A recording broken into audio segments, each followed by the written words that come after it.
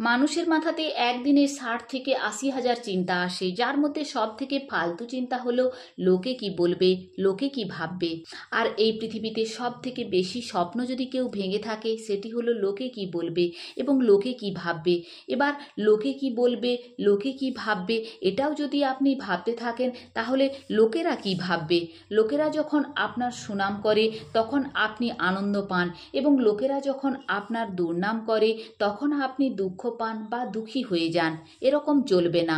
যখন এরকম হবে তখন বুঝবেন আপনি তাদের খেলনা হয়ে গেছেন, আর আপনার সুখ ও দুঃখের রিমোট লোকেদের হাতে আছে।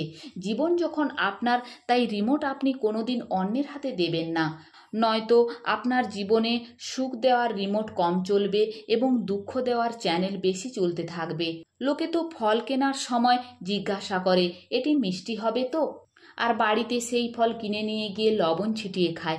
এই জন্য লোকে কি ভাববে এই ধরনের ভাবনাকে নিজের মস্তিষ্ক থেকে পরিষ্কার করে দিন, যাতে লোককে বোঝানোর জন্য আপনার সময় এবং শান্তি নষ্ট না হয়।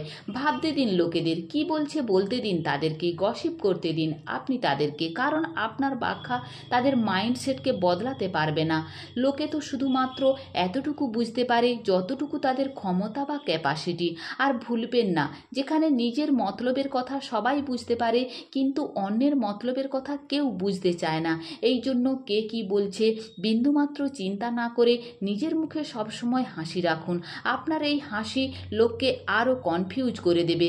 যে আবেগের মূল্য নেই লোকেদের কাছে, সেই আবেগকে ফালতু লোকের জন্য নষ্ট না করে কোনো প্রিয় ব্যক্তির জন্য সঞ্চয় করে রাখুন।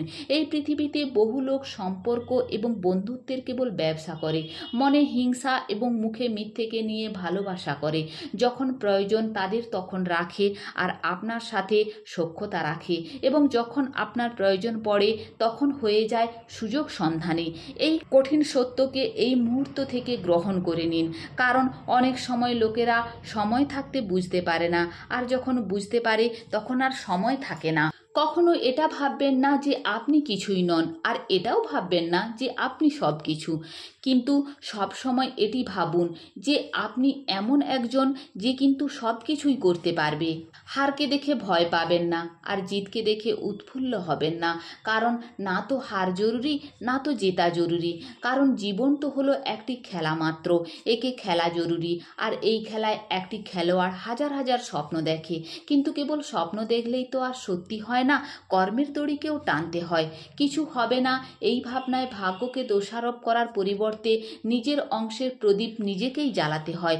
বন্ধু, সময় অনেক মূল্যবান, তাই ফালতু ভাবনা ভেবে একে নষ্ট করা যাবে না।